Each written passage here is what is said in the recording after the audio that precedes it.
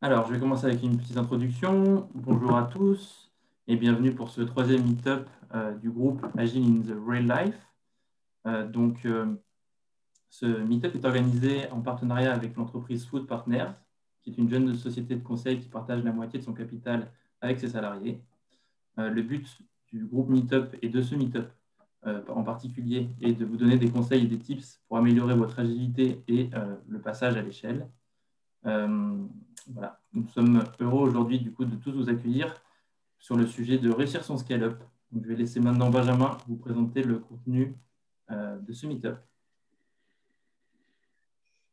Alors bonjour à tous, ravi de voir qu'il y a autant de monde, parce qu'aujourd'hui on a la chance d'accueillir trois intervenants de choix. Alors tout d'abord on aura Sébastien Pouilly qui est Release Train Engineer. Bonjour Sébastien. Bonjour. Et Emmanuel Dumont également. Salut, bonjour Emmanuel. Bonjour à Euh, tous et tous. Bonjour. Qui lui est Head of Group Agile Center.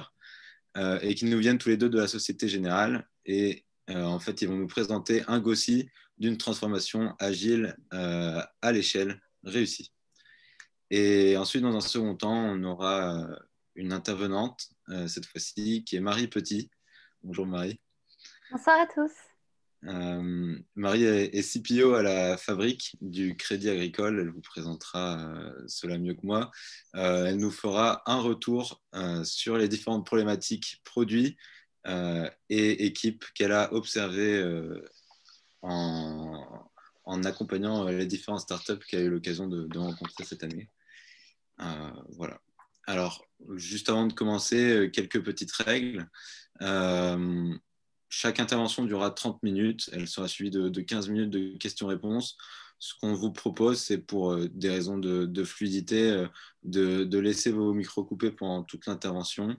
Vous pourrez utiliser la section commentaires pour poser vos questions qu'on va noter et sur lesquelles on reviendra à la fin de l'intervention de chacun des participants, ainsi que dans les 30 minutes qui nous resteront à la fin de discussion apéritive où on pourra échanger tous ensemble.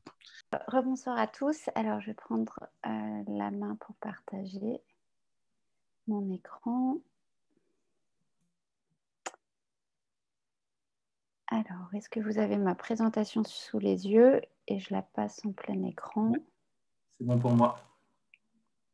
Ok, très bien. Alors, moi, je vais vous emmener dans un environnement assez différent. Ça se passe toujours dans l'univers bancaire, mais dans un environnement de start-up. Et donc, j'ai choisi de vous partager quelques retours d'expérience sur une année d'accompagnement sur des problématiques produits, l'accompagnement de start-up dans un start-up studio corporate dont je suis la CPO. Alors je reviens rapidement sur mon parcours. J'ai commencé à travailler dans le secteur des médias en marketing. J'ai rejoint ensuite une agence mobile qui s'appelait Bakelite, qui s'appelle aujourd'hui Idean, qui est devenue une agence digitale rachetée par le groupe Capgemini, où j'ai eu différents métiers en gestion de projet. J'ai fait de la conception de beaucoup d'applications mobiles, de sites web mobiles et ensuite de sites web tout court. J'ai fait du conseil en stratégie digitale et notamment des missions de conseil avec Capgemini Consulting. Et les dernières années, j'ai créé et développé tout le département du UX, donc avec une quarantaine de designers d'expérience, d'interface, des service designers, des user researchers. C'est sur la base de cette expertise ensuite que j'ai rejoint le Crédit Agricole. Donc Crédit Agricole où j'ai été dans un environnement avec des similitudes avec ce qui vient d'être présenté à la Société Générale. Donc j'y suis allée au moment où ça amorçait la transformation agile et digitale vers donc un passage à l'agile et un passage à l'agile à l'échelle, donc avec des choses qui peuvent sans que ce soit une organisation safe, il y a des choses qui peuvent ressembler. Moi, j'ai rejoint cette entité IT du Crédit Agricole pour créer le chapitre UX, donc toute l'expertise en expérience utilisateur avec à nouveau des designers d'expérience, d'interface, des user researchers. Et début 2020, j'ai rejoint La Fabrique by CA, donc qui est le startup studio adossé au Crédit Agricole, qui est spécialisé dans la fintech. Donc toutes les startups qu'on crée sont de près ou de loin, relèvent de près ou de loin du domaine de la fintech. Et donc moi, j'ai rejoint ce startup studio pour créer un pôle produit, à la fois pour travailler sur le discovery, le delivery des nouveaux produits pour les futures startups, et pour accompagner aussi et conseiller les startups existantes sur leurs problématiques produits et des problématiques d'orga ou des problématiques people par rapport aux produits. Et donc, c'est cette expérience-là dont je vais vous parler ce soir. J'ai choisi quatre thématiques pour des retours d'expérience par rapport à ce que j'ai observé dans l'accompagnement de ces startups. Ces 4 points, finalement, c'est des choses qui se présentent assez vite aux startups, auxquelles elles sont toutes confrontées dans leur amorçage et leur développement. Un premier point concerne la qualité des recrutements de product manager. Alors, je ne ferai pas de distinction ce soir entre product manager, product owner, on va dire en tout cas la compétence produit. Évidemment, les startups que j'accompagne, au stade où elles en sont, elles ne peuvent pas tellement se planter, ou en tout cas, c'est très, très dommageable si elles se plantent dans leur premier recrutement, sur la partie produit notamment. Donc, on a mis en place certaines choses pour aider à réussir ces recrutements. Très vite se pose aussi la question de l'organisation produit. Comment est-ce qu'on organise son équipe, ses équipes en produit? La problématique de l'assurance qualité ou de la QA apparaît assez vite également. Et puis, je vous présenterai aussi ce qu'on a pu mettre en place dans une startup pour prendre en compte les retours des utilisateurs. Il y avait une question là-dessus tout à l'heure. Alors, ce n'est pas dans le même type d'environnement ou d'écosystème, mais peut-être qu'on pourra rebondir sur ce sujet à ce moment-là. Donc, tout d'abord, comment réussir les recrutements de PM? Moi, quand je suis arrivée, les startups que j'accompagnais avaient parfois un premier PM ou PO ou pas encore. Et en tout cas, il y a eu j'ai pu voir un ou deux mauvais castings, ou en tout cas des recrutements qui n'ont pas été concluants. Et pour ça, l'idée, ça a été d'accompagner les startups en définissant très précisément ce qu'on allait attendre des PM, et ça en le faisant en travaillant plutôt sur ce qu'on attend de la part des PM en termes de résultats, d'impact qu'ils vont avoir dans l'organisation. Donc le PM qu'on recrute, quel va être son rôle, sa mission, ses objectifs, et idéalement tout ça est construit par rapport aux objectifs qu'on a pour l'entreprise. Les objectifs qu'on a pour l'entreprise, déclinés en objectifs pour chacune des équipes, donc objectif pour le produit, objectif pour la tech, objectif pour le customer support, objectif pour les sales et partenariats. Et quels résultats on en attend? En fait, on a beaucoup cette démarche d'avoir des objectifs et des résultats clés en face. C'est la démarche des OKR. Ça se reprend dans les fiches de poste qu'on construit, d'avoir donc les objectifs, les résultats attendus, résultats qui doivent être à la fois ambitieux mais réalistes, résultats qu'on essaye de quantifier, de chiffrer. Et donc, par rapport à ça, on va chercher les compétences requises pour atteindre ces objectifs, amener ces résultats.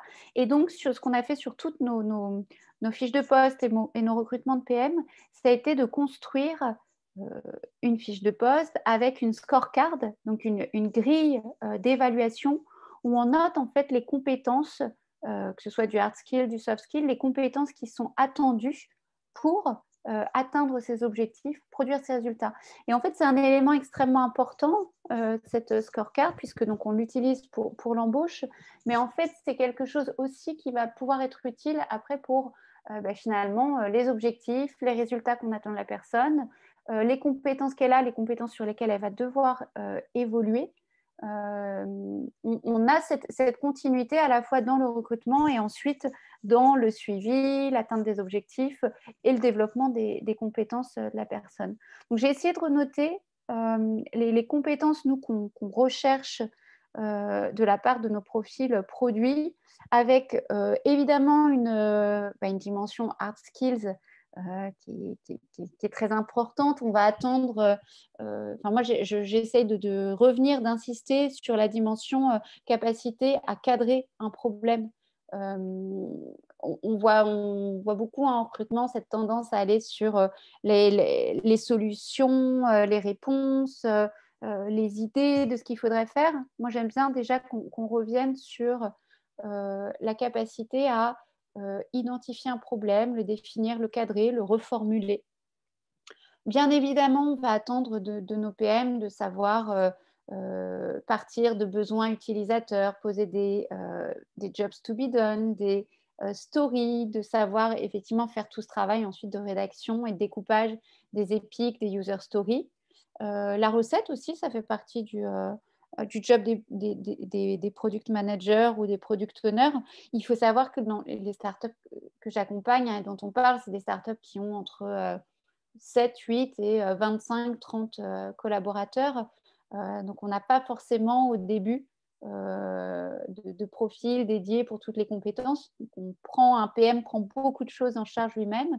Et puis, on va attendre qu'il ait un minimum de connaissances et de compétences, soit en user research, soit dans l'analyse de data, un peu de culture technique. Alors, du coup, avec des pondérations, des focus différents en fonction de la start-up, du poste à pourvoir, du profil qu'on rencontre. Mais c'est des choses qu'on recherche également. Et puis pour moi aussi, ce qui est extrêmement important, c'est d'avoir, ça peut faire la différence, d'avoir une bonne connaissance aussi du secteur d'activité ou de la cible sur laquelle travaille une start-up. Ça, c'est toute la dimension hard skills.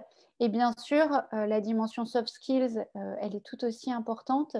On va rechercher des personnes qui sont passionnées, extrêmement curieuses du produit. Alors, pas forcément passionnées au sens elles-mêmes sont, les personnes sont elles-mêmes de grandes utilisatrices du produit, elles en sont totalement fans. C'est pas tellement ça, je pense que c'est plutôt la passion des problèmes à résoudre sur le produit, de la qualité du produit. Pour ça, ça va supposer de faire preuve d'une très grande empathie avec les utilisateurs et d'une écoute active par rapport au retour des utilisateurs.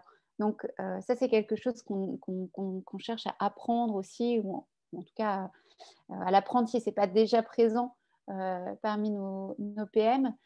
C'est d'avoir cette qualité d'écoute et d'écoute active, c'est-à-dire de savoir rebondir aussi sur les commentaires, les retours qui sont faits par les utilisateurs. Évidemment, il faut être capable d'analyser, d'aller dans les détails, mais aussi de synthétiser. C'est pour moi un des enjeux, une des difficultés du job de PM, c'est de savoir aller dans les détails. Ne pas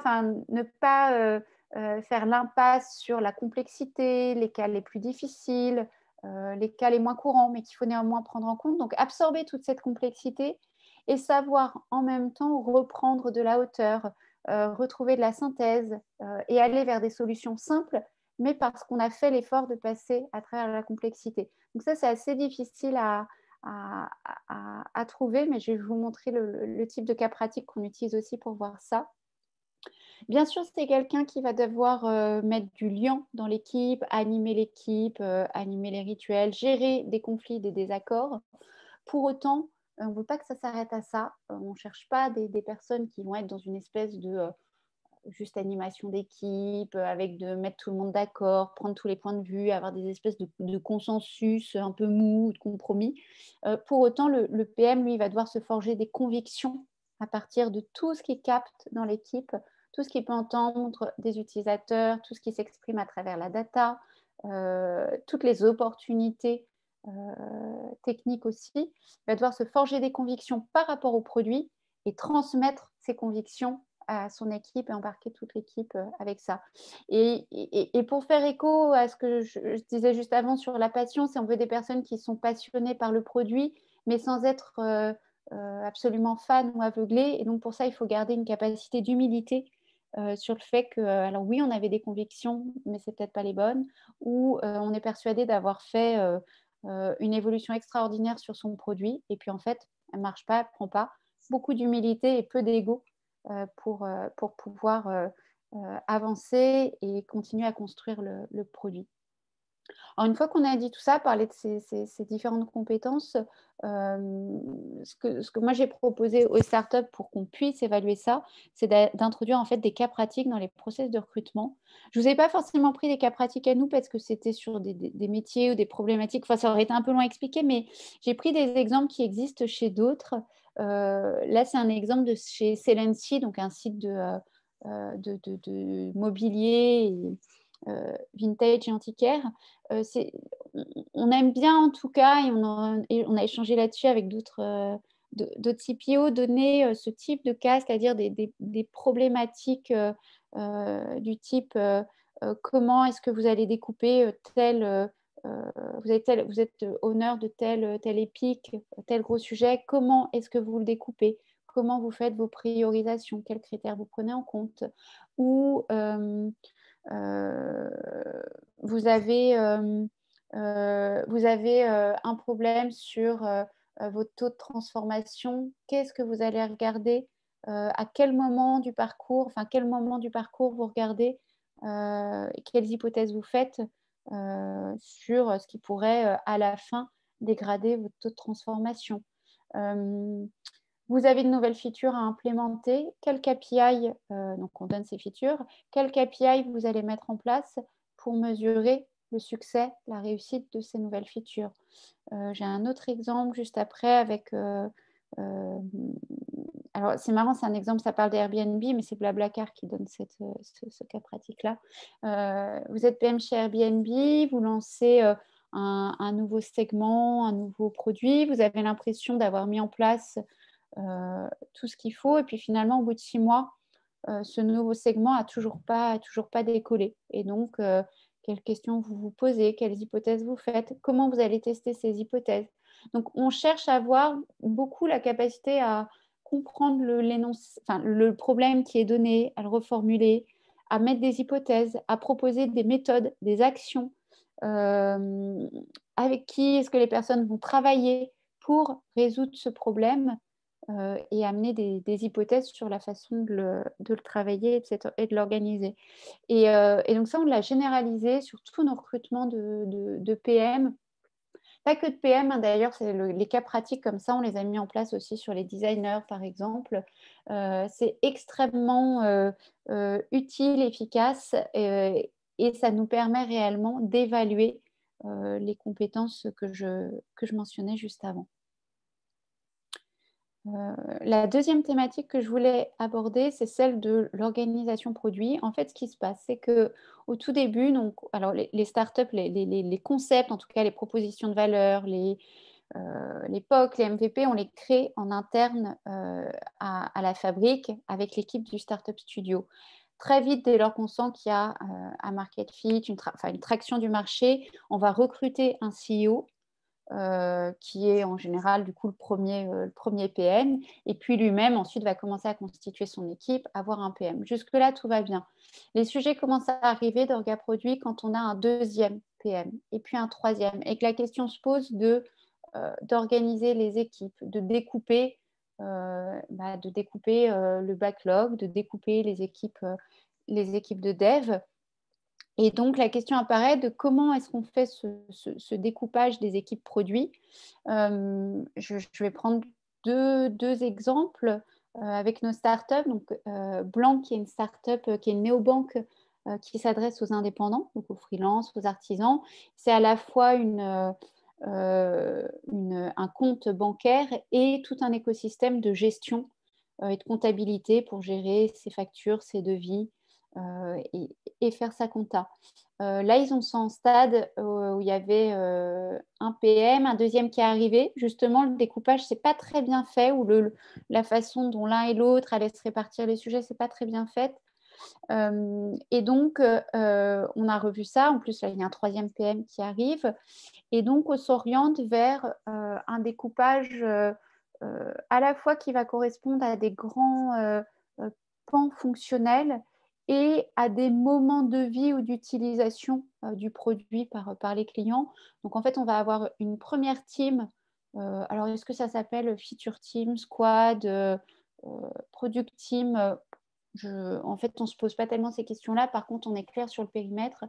Une première équipe qui va travailler plutôt sur la partie acquisition, onboarding, enrôlement dans l'application, le fait qu'on est arrivé d'un site, qu'on peut être arrivé d'un site web, qu'on a fait le téléchargement de l'app, tout le process d'onboarding, le process qu'on appelle de KYC dans la banque, donc on fait la connaissance client, le moment où vous uploadez votre pièce d'identité, le moment où vous vous filmez pour être reconnu, le moment où vous faites le premier virement pour alimenter le compte. Voilà, toute cette partie d'onboarding, ça va être le périmètre d'une équipe.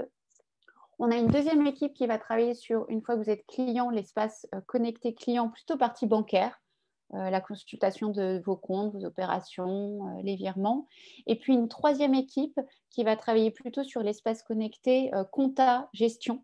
Donc les factures, les devis, votre prévisionnel, l'aide sur la trésorerie. Voilà, donc ça c'est un découpage qu'on met en place, qu'on teste, avec à chaque fois un PM, des développeurs, et du coup chacun son backlog de user story à travailler. J'ai pris un autre exemple qui est celui de KLS. Je regarde là en même temps. KLS, c'est une solution, enfin c'est un SaaS, c'est un outil SaaS B2B pour les acteurs bancaires qui font du financement à plusieurs. En gros, quand vous êtes Veolia, vous avez besoin d'emprunter 150 millions d'euros pour un grand projet éolien. C'est rarement une seule banque qui va vous prêter 150 millions d'euros. Donc, les banques se mettent ensemble pour faire ça, donc pour faire du crédit syndiqué. Aujourd'hui, c'était fait de façon assez artisanale. Donc, KLS propose des solutions digitalisées qui facilitent et qui sécurisent ces métiers du financement. Eux, la façon dont ils l'organisent, en fait, ça a été découpé en différents produits. Il y a un produit justement pour organiser le regroupement, la syndication de plusieurs acteurs bancaires pour constituer le crédit. Il y a un deuxième produit qui est plutôt dédié à la vie de ce crédit syndiqué. Fait que vous allez avoir tout un tas d'engagements, de rappels, de mises à jour à faire tous les ans. Il y aura sans doute un troisième produit sur un type de crédits bien particuliers qui sont des crédits qui émanent de la Banque européenne d'investissement. Donc, en fait, il découpe en plus petits produits, alors que c'est bien pourtant une seule interface avec des accès. Enfin, ça va être un seul portail, dashboard, point d'entrée vers tous ces produits, mais c'est découpé en petits produits et vous avez à chaque fois du coup une équipe, une squad qui est autonome sur son produit. L'enjeu, on le verra, hein, c'est d'arriver à garder, quand on commence à faire ces découpages, de la cohérence, de la transversalité, et pour ça on a des rôles qui servent plus spécifiquement à faire ça, mais voilà des exemples de découpage et d'organisation produit. J'ai repris ce petit schéma là qui donne d'autres exemples d'organisation produit et de la façon de découper ces équipes qui correspondent d'après moi à des niveaux de maturité un peu différents, c'est-à-dire que le fait de découper déjà plutôt avec des component teams, c'est-à-dire j'ai une équipe qui travaille sur le front, une équipe qui travaille sur le back, une équipe qui travaille sur les applications mobiles. Je pense que c'est des choses qu'on a pu voir, ou peut-être des entreprises commencent par là, mais en fait, elles restent rarement, je trouve, dans ces modèles-là, parce que là, pour le coup, on a du mal à favoriser l'expérience client, enfin, l'expérience utilisateur, la fluidité, la cohérence de tout ça quand on a ce découpage. De façon un peu plus mature et j'ai l'impression aujourd'hui plus classique, on va faire des découpages par feature team, ou en tout cas par domaine fonctionnel. Voilà, ça marche assez bien. Je ne sais pas, quand vous êtes oui SNCF, bah, vous avez une équipe qui travaille sur la vente de billets, vous avez une équipe qui travaille sur l'après-vente, l'échange remboursement, vous avez une équipe qui travaille sur la découverte de destinations. Voilà, et tout le parcours est découpé en morceaux comme ça. On voit de plus en plus apparaître dans les équipes les plus matures un découpage par objectifs. Alors là, c'est hyper calé sur les objectifs de l'entreprise, l'impact qu'elle veut avoir. Donc, une équipe qui va être en charge de l'acquisition et de la croissance, une équipe qui va être en charge de la monétisation, une équipe qui va être en charge de l'engagement et l'interaction. Voilà. Et donc là, ça permet de travailler sur différents leviers à différents endroits du parcours en poursuivant un objectif précis. Je pense qu'il faut déjà être très, très à l'aise dans ses rôles et son fonctionnement pour aller jusqu'à ce type de découpage. Et puis, ça peut marcher aussi quand vous avez vraiment un produit, mais qui peut avoir des apparences ou des fonctionnalités très différentes entre un type d'utilisateur, un autre type d'utilisateur. Donc là, l'exemple qui est donné, c'est entre conducteur et passager. Ça marche assez bien de découper de cette façon-là. Le risque, dans ce cas-là, ce à quoi il faut faire attention, à mon sens, c'est à garder bien une correspondance des parcours, des process entre ces deux cibles et de se préoccuper en tout cas de la symétrie des parcours et process entre ces deux cibles. Alors voilà sur le sujet de l'organisation produit. Un autre thème qui arrive assez vite, c'est celui de l'assurance qualité ou de la QA. Ça se présente assez vite parce qu'en gros, quand vous avez le premier PM, puis le deuxième PM qui est arrivé, qui commence à dire qu'en fait, une bonne partie de leur temps, ils font de la recette, qu'avant de mettre en production une nouvelle feature, faut rejouer tout un ensemble de tests, il faut rouler tout le cahier de tests. En plus, en bancaire, en finance, on n'a pas tellement droit à l'erreur là-dessus. Donc, beaucoup de tests de non-régression à jouer à chaque fois. En fait, quand il commence à passer trop de temps là-dessus, c'est le moment de commencer à organiser et structurer un process de QA. Alors, ça peut se faire en plusieurs temps. Nous, on a identifié déjà des choses qu'on pouvait mettre en place avant même d'aller vers le fait d'avoir des profils, des compétences vraiment dédiées à la QA. Ce qu'on commence par faire avec les équipes et donc avec les PM, les devs, les designers, le CTO de chaque startup, c'est déjà d'être au clair sur tous les tests qu'on doit couvrir. De quoi on parle déjà quand on parle des tests, entre des tests unitaires, entre des tests fonctionnels, entre des tests graphiques et d'interface, entre des tests de non-régression. On essaie déjà d'être clair sur tous les types de tests à couvrir, à quel moment est-ce que chacun de ces tests se font, qui les réalise. Après, vous avez tout le sujet quand même qui peut aider à gagner du temps, d'avoir des modèles, des templates, de remontées de bugs, d'anomalies. Comment vous faites cette remontée? Où est-ce que ça arrive? C'est quoi le canal de communication pour faire passer ces retours de recettes, pour se dire que les tickets ont été traités? Voilà, tout ça, c'est hyper important de le poser, d'être clair donc, sur ce vocabulaire, sur les niveaux de criticité, de quoi on parle, comment on réagit face à tel niveau de criticité, ça se traite dans quel délai, qui prend en charge. Beaucoup de questions ensuite sur le qui prend en charge. Est-ce que le traitement des tickets, de la recette, est-ce que c'est tournant? Est-ce que vous avez de la place réservée dans chaque sprint? Est-ce que c'est quelqu'un de différent qui le prend chaque jour? Voilà, toutes ces questions-là, on les met sur la table et on s'organise déjà comme ça. Après, pour commencer, déjà, on a des cahiers de recettes assez classiques. On fait ça dans Excel, mais en fait, peu importe l'outil. En tout cas, rien que ça, c'est une première étape pour structurer une démarche de QA. Moi, j'ai beaucoup insisté sur le fait de tester sur de vrais devices. Il y a une petite tendance et une petite facilité à croire que l'émulateur, ça suffit, ou que ouais, enfin, on pourrait s'affranchir d'une recette sur les différents navigateurs, sur différents smartphones, sur différentes versions d'OS. Bon, mais ça, on a un peu insisté là-dessus. Et puis, comme tout ça, ça peut quand même être pas hyper drôle, notamment quand la recette, elle tombe toujours en grande partie sur le PM. On a commencé à mettre en place aussi ce qu'on appelle la recette partie.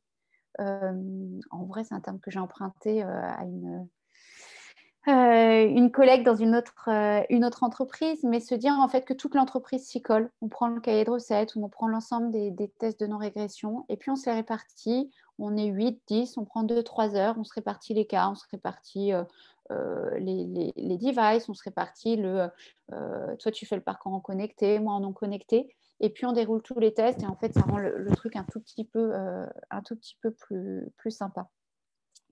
Maintenant, une fois qu'on a fait ça, ça ne suffit pas forcément quand même, dès lors qu'on commence à shipper pas mal de fonctionnalités, à avoir du produit qui est live, différentes versions qui arrivent, et puis on gère des bêta-testeurs, et puis on a d'autres releases qui arrivent. Donc là, en fait, assez vite, on va quand même sur cette problématique ce sujet d'avoir des profils et des compétences dédiées à la QA. Alors j'ai dû un peu casser l'idée au début de QA. Est-ce que ça allait être, on va prendre des gens qui testent toute la journée, qui font des tests à gogo? Il y a une petite tentation de faire ça, alors que non, moi, je bataille pour qu'on aille chercher des profils en QA qui vont vraiment amener la dimension automatisation, outillage, processus pour être plus rapide, pour amener plus de qualité, pour couvrir plus de cas, pour se faciliter la vie. Déjà, il faut aller chercher des profils qui vont être capables de poser un diagnostic. C'est quoi l'état des lieux aujourd'hui en termes de qualité? Et ça se regarde autant d'un point de vue qualitatif, c'est quoi les problèmes qui remontent, où est-ce que ça pêche, et d'un point de vue quantitatif. Si on a énormément de tickets qui portent sur des problèmes de performance, il faut savoir quantifier ça aussi pour savoir sur quoi on va mettre l'effort. Donc ensuite, les chantiers qu'amène la personne en QA vont être surtout des chantiers d'outillage, d'automatisation des tests. C'est important pour moi dans un travail aussi de sensibilisation, de sensibilisation de toute l'équipe, d'avoir des réunions. Ça peut être toutes les semaines, ça peut être toutes les 2 semaines, pour passer en revue ce qui remonte dans les recettes, dans la QA, et de voir comment à chaque fois on améliore ces process. Et bien sûr, ma reco, et elle est vraie de toute façon pour tout un tas d'autres compétences, mais c'est de mettre le QA le plus tôt possible dans le process de delivery, mais en fait, je voulais dire même au tout début, quand on conçoit, quand on cadre ces sujets, au début même d'une user story, d'une epic, on doit avoir le QA dans la boucle parce qu'il va vous apporter des points d'attention par rapport aux données manipulées, par rapport à des cas qui ne sont pas les cas nominaux, mais justement aller chercher des cas, tout de suite prendre en compte des cas très particuliers, avoir ça dans la user story, réfléchir tout de suite à ces tests d'acceptation, prévoir les jeux de données qui vont bien. Donc, moi, je trouve que c'est très, très bénéfique d'avoir le QA le plus tôt possible. Après, la question qui se pose, c'est, elle est vraie pour d'autres compétences aussi, c'est en fait quand vous commencez, comment vous faites? Est-ce qu'il faut que vous ayez un profil dédié dans chaque team? Est-ce que la QA, c'est quelque chose qui se travaille en transverse? Voilà, nous, on a tendance à commencer avec un profil qui donc est transverse, c'est de mettre des bonnes pratiques en place, et on imagine que ça peut évoluer avec peut-être un lead QA qui sera en chapeau auprès des différentes équipes, et puis des équipes produits qui, elles, vont s'étoffer avec un QA testeur peut-être dans chaque équipe, ou peut-être un qui est mutualisé pour 2 équipes. Voilà, c'est la direction qu'on prendra sans doute dans l'évolution de l'orga produit de ces startups. Et enfin, dernière thématique que je voulais aborder, c'était les différentes façons de prendre en compte les retours des utilisateurs. Alors, on peut avoir cette idée que quand on est dans des startups, il y a une préoccupation hyper forte de l'utilisateur final. On est là pour résoudre un problème utilisateur, apporter de la valeur. Oui, il y a de ça. Il y a de ça, et c'est en général quand même sur ça que sont construits les concepts, les propositions de valeur, la valeur du produit. Pour autant, tout le monde n'a pas forcément ensuite la culture, les méthodes, les outils, les expertises pour continuer à aller chercher les retours des utilisateurs, pour y être en permanence confronté et pour que ce qui arrive serve votre produit. Parce qu'il y a un sujet qui est d'aller au contact des utilisateurs, de prendre leur retour, mais il y a ensuite aussi le sujet de la capacité à tenir compte de ces retours, à les intégrer, à les traiter pour que ça vienne nourrir et faire évoluer votre produit. Donc moi, ce que j'ai déjà fait, ça a été de sensibiliser les startups à ces sujets. Donc on a fait... j'ai monté des formations sur la recherche utilisateur ou des tests utilisateurs en balayant les différentes méthodes qui étaient à disposition, entre des choses plus qualitatives, plus quantitatives, tout ce qui pouvait être fait en termes de questionnaires, enquêtes de satisfaction ou de recommandations. Là, il y a le NPS qui est noté, c'est le Net Promoter Score, c'est un indice de recommandation. On a de la data qui est à disposition, que ce soit la data des analytics, que ce soit, on a beaucoup de nos startups par exemple qui ont Hotjar pour pouvoir, vous savez, faire des heatmaps sur vos interfaces, pour pouvoir enregistrer les sessions des utilisateurs. On va avoir des commentaires spontanés des utilisateurs sur les réseaux sociaux, sur des forums, sur les App Store, bien sûr, quand vous travaillez sur une application mobile. Et puis, il y a tout ce qu'on peut faire en termes d'entretien, de focus group, de tests utilisateurs. Donc, on a revu un peu toutes ces méthodes. Ensuite, la problématique, ça a été d'organiser ça. Vous pouvez faire tout ça, mais tout ça en même temps, ça fait une charge importante et surtout, ça génère beaucoup de retours qu'il faut savoir prioriser et traiter. Donc, ce qu'on a essayé de mettre en place, c'était des routines de retour utilisateur, recherche utilisateur.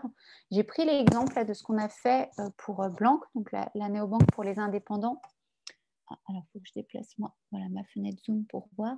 Ça, c'est l'exemple de Blanc qu'on s'apprêtait donc à lancer l'application. Et pour ça, on a travaillé d'abord avec des alpha-testeurs. Très peu de personnes, hein, on parle de une quinzaine de personnes. Auprès d'eux, on a fait des entretiens plutôt guidés, scénarisés, où on avait, nous, le prototype de l'application et on leur demandait de réaliser des tâches, donc avec des entretiens modérés. On a d'autres alpha-testeurs à qui on a donné une version de l'application et on les a laissés l'utiliser librement pendant 2-3 semaines. Et on avait des entretiens de débrief à la fin. Et ça, c'était à peine terminé qu'on avait déjà nos bêta-tests qui commençaient. Donc, qui avaient dû aussi être préparés là avec également des protocoles. Qu'est-ce que les gens peuvent tester, comment on va faire ensuite les entretiens de recueil de leur retour à la fin de cette scène.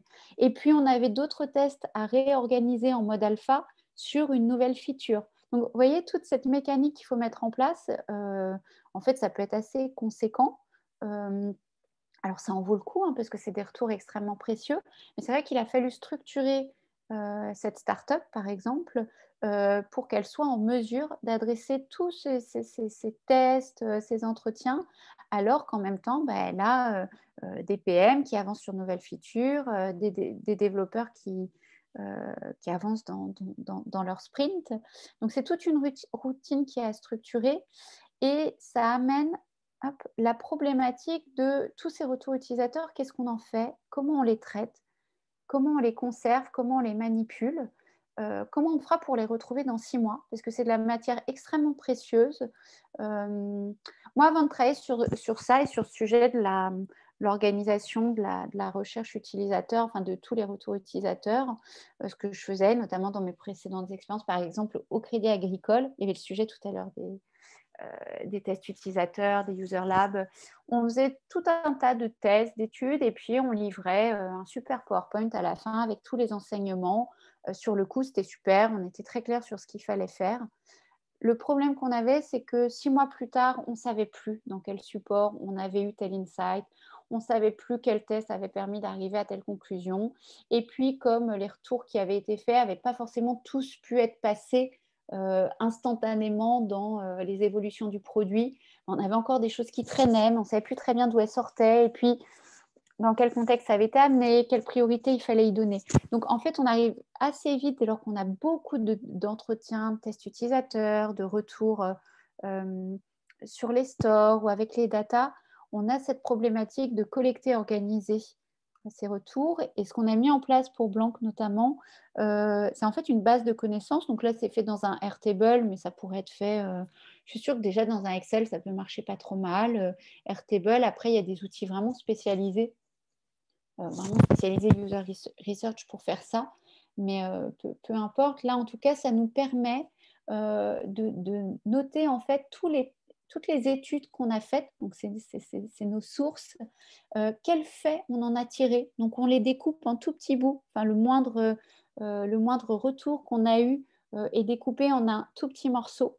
Par exemple, le fait que pendant, je ne sais pas, pendant tel test, on a 5 personnes sur 8 qui ont noté un manque d'informations sur telle, je ne sais pas, autour de telle fonctionnalité.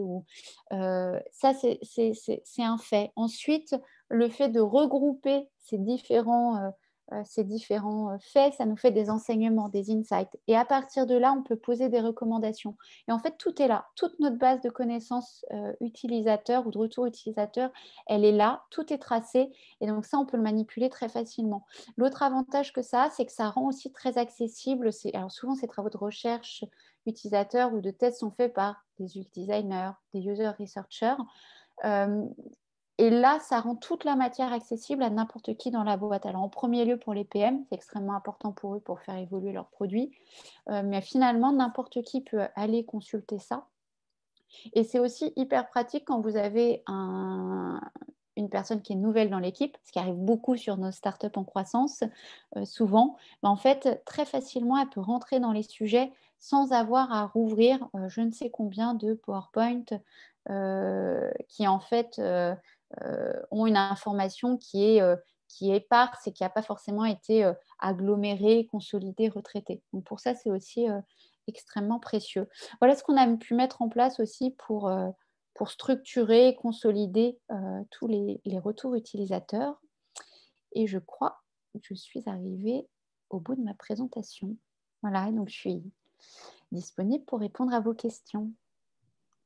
Super, merci beaucoup Marie. Alors en effet, on a eu quelques questions. Je vais commencer directement avec celle de Myriam. Dans ces startups, il y avait également des PO ou Scrum Master. C'est pour savoir si dans ces startups, il y en a. En fait, en général, on commence avec un profil produit. Et c'est pour ça que je disais, moi, je ne fais pas tellement la distinction PO ou PM parce qu'en fait, nous, la personne en produit, enfin, elle fait tout. C'est-à-dire que il y a le côté product manager qui pose la stratégie sur son produit, sa feature, son epic, sa story, qui doit le nourrir en termes de données, d'input utilisateur, qui doit faire tout ce cadrage métier.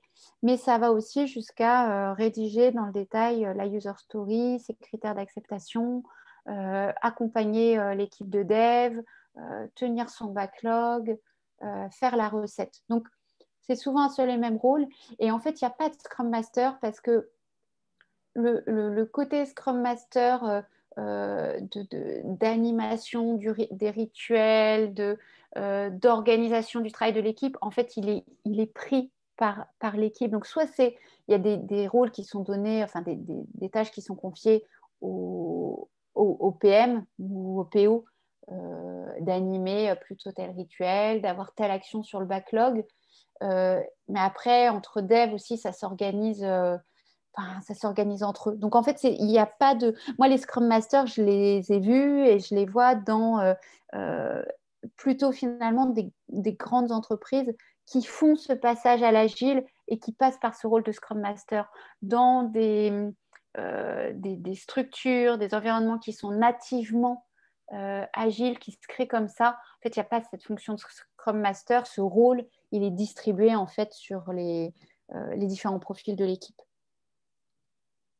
Merci. Il y a Daniel qui posait une question au sujet des QA. Est-ce qu'il y a une mise en place de continuous compliance afin de pouvoir livrer en production fréquemment? Oui, alors c'est quoi continuous compliance? Compliance, oui, c'est C'est ce ça? qui est. Ok, bah, je sais pas, nous on va plutôt parler de continuous integration, continuous delivery, mais oui, toutes nos startups reposent sur une chaîne de CI/CD et sont capables de pusher à tout moment. On a plutôt des sujets qui arrivent sur des problématiques en fait, vous avez la capacité technique justement à pousser en continu. Et donc, le sujet, c'est plutôt est-ce qu'on fait ça ou est-ce que ça a vraiment un intérêt? Est-ce qu'il vaut mieux regrouper ce qu'on veut délivrer? Ça vient avec le sujet de la recette, justement. Est-ce que du coup, vous avez réussi à tester aussi au fil de l'eau, donc vous pouvez pousser directement? Est-ce qu'il y a besoin de refaire une recette globale, de rejouer tout un ensemble de tests de non-régression, par exemple? Donc, en fait, vous regroupez, vous vous calez quand même sur une date pour mettre en production. Je le vois, là, les startups peuvent se chercher sur ces sujets-là. Voilà. Donc, il n'y a pas en tout cas, il y a la capacité technique à le faire.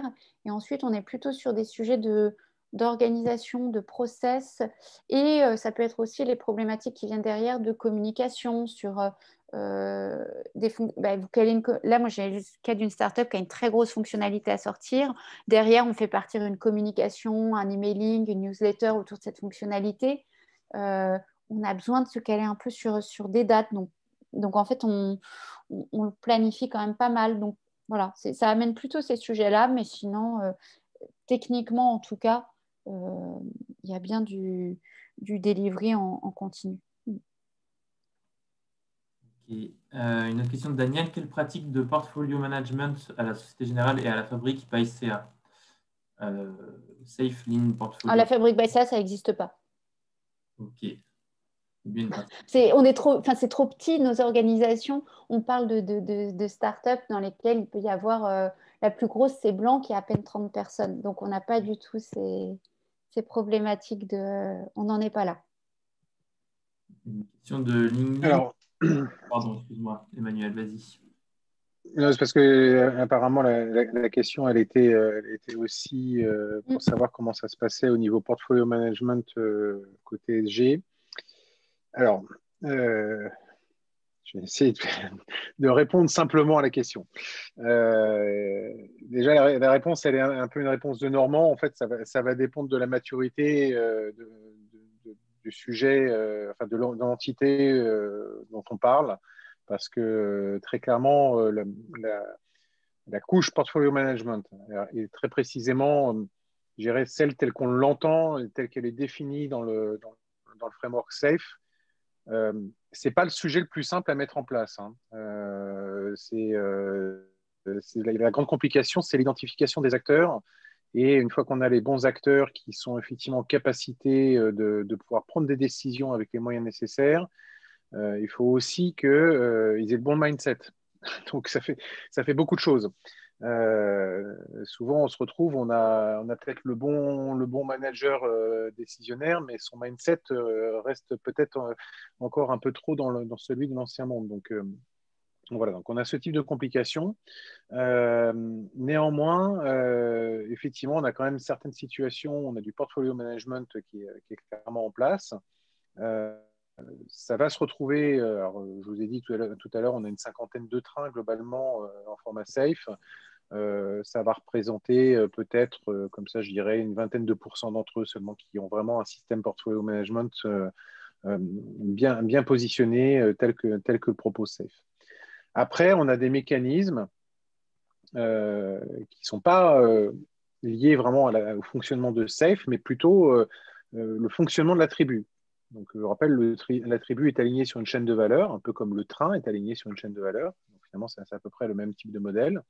Et là, on a cette notion qu'on va appeler chez nous la Product Management Team, qui représente les personnes du business qui sont là pour travailler quasi en permanence avec cette tribu et valider ce qui est délivré par la tribu et prioriser les besoins à venir. Voilà, donc ça, c'est une adaptation, je dirais, c'est du custom qui est fait à notre sauce. Hein. Vous n'allez pas le retrouver dans les livres de ce qui existe déjà en termes de framework. Certains chez nous disent que c'est une sorte de Spotisafe, puisque effectivement, ça va mélanger des éléments organisationnels tels que on aurait pu le voir dans les approches de Spotify, même si elles sont très discutables. Et puis également les approches de Safe qui, pour le coup, apportent aussi du bénéfice. Mais c'est ni l'un ni l'autre. C'est quelque chose qui est en fait, je dirais, à la croisée des chemins et qui nous permet effectivement d'avoir bel et bien cette gestion du portefeuille lié à une chaîne de valeur, gérée par les clients, hein, donc le métier, et en interaction totale avec la tribu étant une tribu qui peut être tout à fait composite. Hein. Elle n'est pas juste IT, la tribu, elle est vraiment un mélange de tous les bords et qui fait en sorte qu'on va vraiment se concentrer sur livrer la plus grande valeur possible à nos clients dans un délai le plus court, hein, qui est le basique quand même des fonctions de l'agile. Voilà, j'espère avoir donné un ordre d'idée de ce que l'on peut faire, mais c'est vraiment cette approche portfolio management, elle est complexe dans la capacité des acteurs à avoir les moyens de décider et de pouvoir effectivement avoir le bon mindset agile à l'échelle qui va avec. Je peux compléter, du coup, je vois que la question, c'était aussi portfolio pour la fabrique en tant qu'ensemble des startups. Alors, du coup, ça n'a rien à voir avec la notion de portfolio management dont on parlait là. Après, la fabrique en tant que startup studio gère un portefeuille de startup, mais donc là, c'est plus comme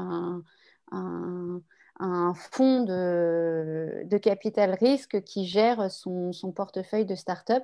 Donc, c'est oui aussi une activité c'est une des principales activités de la fabrique de gérer un portefeuille de start-up, mais ce n'est pas au sens produit ou portefeuille de produit. Enfin, c'est plus là le côté actionnaire où on gère un portefeuille de start-up. Ouais, effectivement, que c'était plus dans ce sens la question de Daniel. Merci pour ces précisions. Une question de Ling, du coup, toujours sur la présentation de Marie. Quels critères utilisez-vous pour prioriser des méthodes, des intuitions ou de la co-consultation?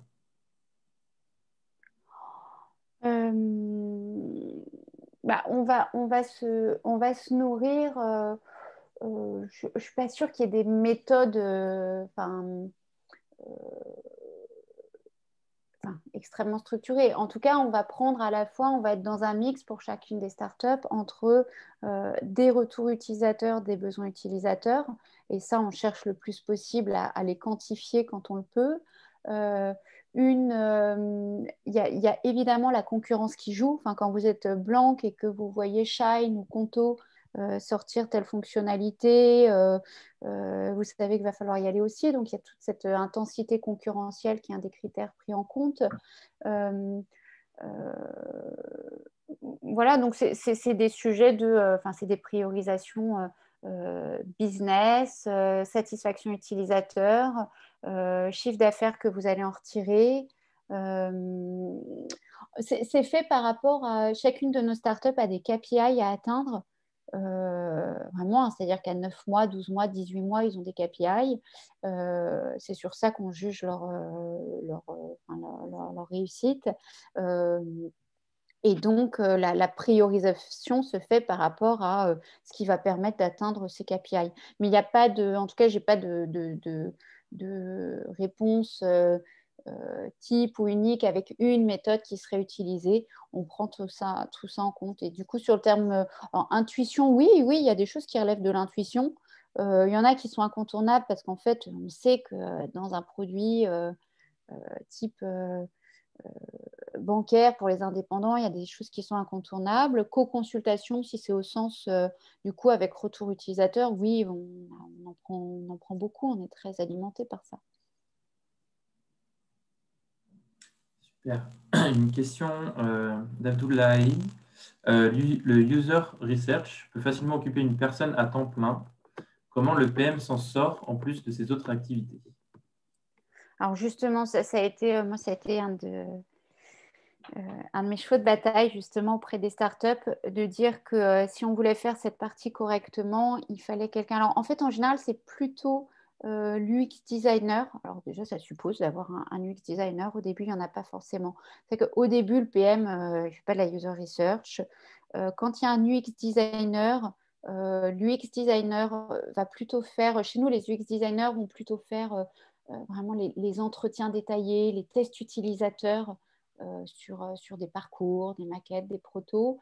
Les PM vont quand même faire les questionnaires, les sondages par exemple, travailler le recueil des données sur les stores ou du customer support.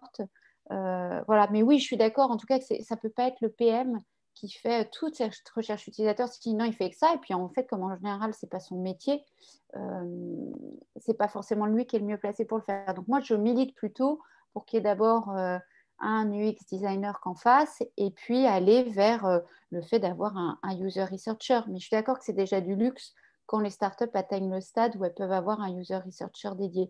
Après, c'est le rôle aussi justement de la fabrique en tant que startup studio de mettre à dispo des compétences. Donc moi, j'en ai fait avec mon équipe pour accompagner des startups, et donc on leur apportait ça en plus parce que justement, elle n'avait pas forcément les compétences dédiées en interne pour faire ça.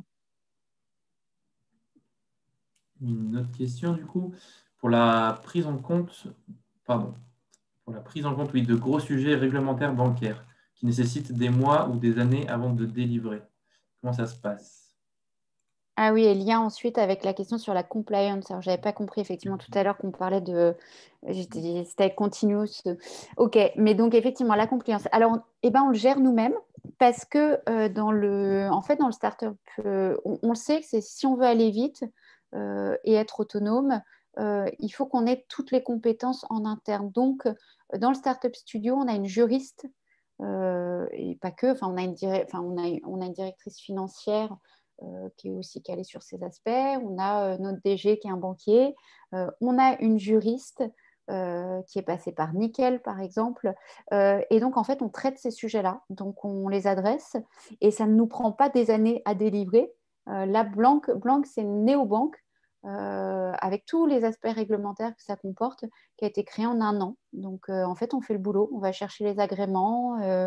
Voilà. Après, on travaille et on a des compte à rendre à la direction juridique, à la direction de la conformité du groupe Crédit Agricole, mais on est équipé en interne des ressources qui nous permettent d'adresser ces sujets-là.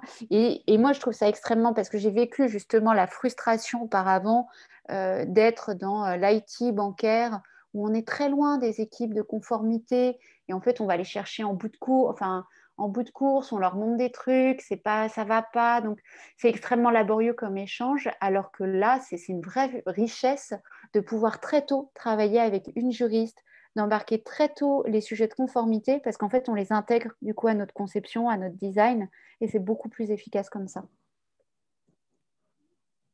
Super. Une question de Ling Ling, c'était juste savoir si il y avait des exemples de KPI dont tu parlais tout à l'heure, Marie. Ah oui, j'ai des exemples. KLS, la startup dont je parlais, qui fait du financement multipartenaire, elle a 3 KPI. Je ne sais plus si c'est à 12 ou 18 mois. Un KPI de volume en cours de crédit sur sa plateforme. Ça voudra dire qu'il y a beaucoup de monde qui est venu. Un KPI qui est d'avoir rentré une banque externe, parce que pour le moment, ils commercialisent leurs solutions auprès des banques du Crédit Agricole, mais on voudrait rentrer une banque de la place, type SOG, BNP, d'ici 1 an. Et ils ont un 3e KPI qui est sur un un volume de revenus mensuels, donc un MRR, qui prouve que du coup, il y a du monde, mais qu'il y a du monde aussi qui génère des revenus. Et donc, on va vers la rentabilité du business model. Voilà, 3 exemples de KPI très macro. Après, du coup, ces KPI-là sont déclinés en objectifs avec d'autres indicateurs plus précis pour les différentes équipes. Ça marche. C'en est tout pour les questions sur ta présentation, Marie. En tout cas, il y a eu beaucoup de retours, comme quoi c'était très clair et que ça avait été très apprécié dans le chat. Je ne sais pas si tu as eu l'occasion de le voir, mais les gens ont l'air satisfaits. J'ai vu passer ça, oui. Du coup, on va passer rapidement sur les dernières questions sur l'intervention de Sébastien et Emmanuel, si vous êtes toujours prêts. Nous sommes prêts. Okay, peut-être ça grésille moins là. Oui, nickel, Sébastien, effectivement. Ling demandait, le groupe Agile Center agilise les projets de la SG en France, et est-ce que c'est le cas dans les projets à l'international? Si la question c'est est-ce que c'est international, Ouais, c'est ça? exactement. Oui, c'est un sujet international. Hein. On travaille de toute façon en collaboration avec les centres agiles, les entités du groupe. Et notre équipe, on a très précisément une personne en République tchèque, une personne en Inde et 3 collaborateurs en France pour l'instant. Voilà. Et on interagit sur toutes les places où on a de l'agilité qui est déployée ou à déployer. D'accord, très bien. Kamel demandait entre un modèle customer-centric et un autre data-centric, il y a une convergence ou cela dépend-il de chaque service de la SG?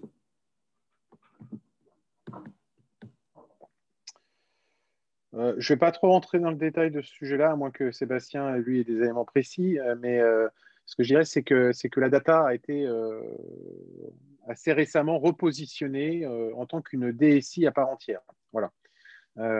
Donc, en ce moment, on va dire que, quand je dis récemment, hein, c'est que ça date du mois de septembre, en fait. Donc, il y a tout un mouvement qui s'opère hein, pour faire en sorte que la data soit gérée vraiment comme une activité dédiée. Et évidemment, cette même entité, devinez quoi, elle cherche à être en pratique agile à l'échelle. Voilà. Donc, je pense qu'il y a convergence finalement dans les approches. Sur ce sujet, je peux dire un mot par rapport quand j'étais au Crédit Agricole à l'IT, c'est que UX et data, on était dans la même direction. Donc moi j'étais en charge de l'UX, du chapitre UX. Il y avait des tribus et des chapitres data. Et notre directrice était une directrice de la data et de l'UX. On avait justement rapproché les deux pour ne pas choisir ou ne pas dire on est customer-centric ou data-centric, on est les deux. Et ça avait été mis ensemble et ça avait pas mal de sens de faire des passerelles entre data et UX.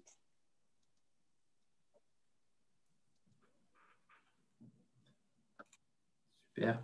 Une autre question de la part de Pierre. Hop. Dans votre organisation, il y avait des squads et des feature teams. Comment s'articulent ces deux types d'équipes en fait, entre squad et... Alors justement, sur le train ou la tribu épargne évoquée tout à l'heure, alors déjà, ça s'articule très bien. Parce que d'habitude, on est plutôt dans un rapport, je dirais 90-10, 90 IT et 10 métiers quand on n'a pas en face une organisation métier côté agile. Là, le fait de ramener en fait des tribus et des squads, on a un rapport qui est de l'ordre de 70-30, voire même 60-40, c'est-à-dire que on a vraiment en face un métier, un business très présent. Donc ça c'est intéressant dans cette organisation d'avoir plus de métiers que dans une organisation qui est poussée par l'IT. Après, dans le mode de fonctionnement, c'est ce que je disais, on essaie de tirer le meilleur un peu des façons de travailler, c'est-à-dire que l'IT va un peu plus comprendre les sujets métiers et le métier va utiliser les cérémoniaux, les artefacts, les outils qu'utilise l'IT. Donc, pour l'instant, sur le premier PI planning qu'on a fait avec cette organisation, le métier trouvait qu'il n'y avait pas encore beaucoup de place pour le métier. Sur le deuxième PI planning, on leur a laissé autant de place que les autres équipes. Donc, je pense qu'on commence à trouver un équilibre à la fois entre la place que prend le métier dans ces événements, qui sont très orientés métiers d'habitude, mais c'est les FT, l'IT qui a le plus de bandes passantes. Et en termes d'outillage et de façon de travailler, le métier trouve que c'est en effet assez intéressant. Donc on est dans la bonne dynamique. Et c'est un équilibre qui est assez simple au final, avec un ou deux pieds de recul à trouver. Alors je ne sais pas, Emmanuel, toi, si par rapport à la vision, notamment sur la tribu au sens banque d'investissement, qui est beaucoup plus mature sur le sujet. Si tu veux rajouter quelque chose. Là, non, sur cet élément-là, je n'aurais pas plus d'éléments que ce que tu viens d'apporter parce que c'est assez contextuel et en fait, on ne va pas retrouver ce découpage-là systématiquement. Donc, comme vous voyez, de ce que l'on vous raconte, je pense, depuis le départ, c'est que l'agilité, il y a bien une chose qui est sûre, ce n'est pas one size fits all. Mais bien un ensemble de pratiques et sur lesquelles on va aller j'irai piocher et prendre ce qui nous intéresse. Par contre, effectivement, il y a un intérêt d'avoir une cohérence globale. Donc, je préfère qu'on reste là à la vision que tu as donnée sur la partie retail. Ça risquerait d'embrouiller les têtes des gens. Surtout qu'il est déjà passé 21 heures, donc faut pas abuser. On va finir avec une dernière question du coup. Au sein de votre entité SG, combien de chaînes de valeur avez-vous et qui sont en run? Alors, je vais donner un ordre d'idée.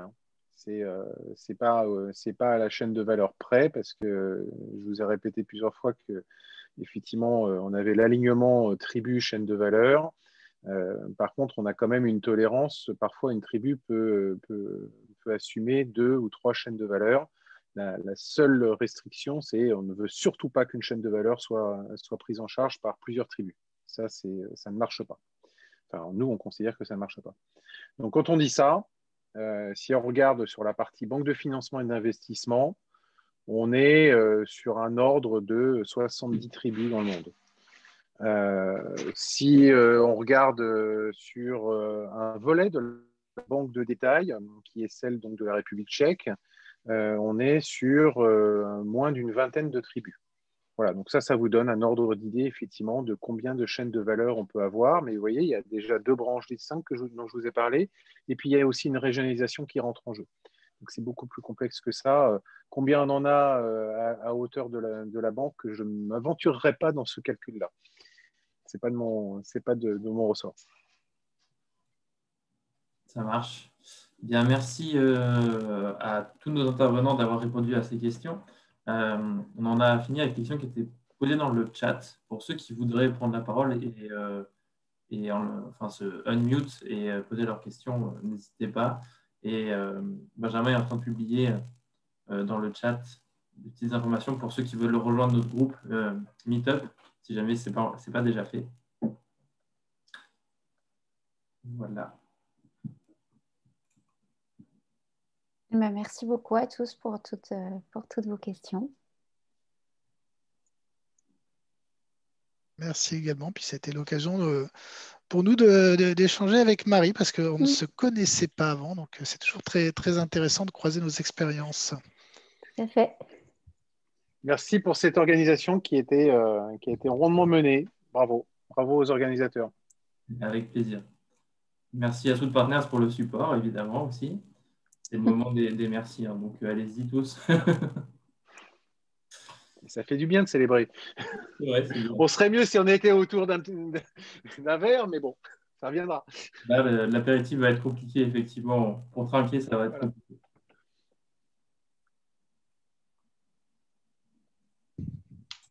On va essayer de faire des meet-up de l'ordre de tous les mois, voire tous les 2 mois. On lance vraiment la machine là en 2021.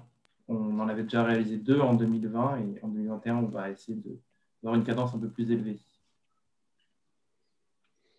On a déjà des intervenants pour les prochains meet-up, si c'est une question. Et on va probablement aussi essayer de croiser les thématiques et de commencer à traiter des sujets UX également, par exemple. Voilà. Et pourquoi pas d'autres thématiques aussi plus tard.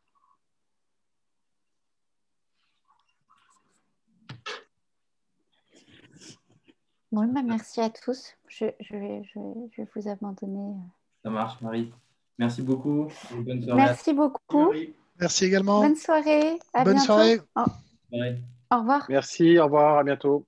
Bon, en tout cas. Bonne soirée à vous, merci.